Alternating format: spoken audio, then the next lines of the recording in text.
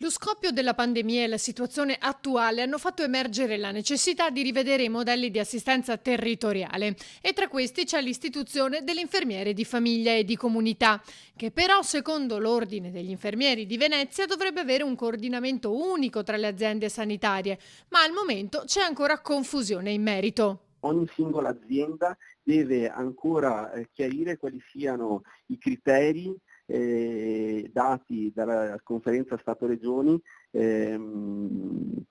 per dar vita a un modello assistenziale territoriale che non sia, che sia sì, uguale per questa figura che sta nascendo degli infermieri di famiglia. La confusione si genera anche in quelli che sono i percorsi formativi. Manca un coordinamento tra i diversi contesti.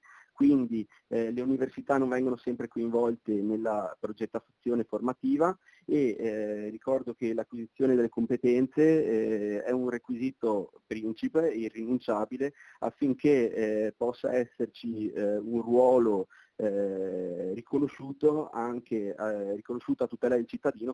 L'appello va in particolare alla Regione. Cercare di uniformare quanto prima quelle che siano le competenze degli infermieri di famiglia sul tema affinché non vi siano, deformità sulle attività che questi poi andranno a svolgere.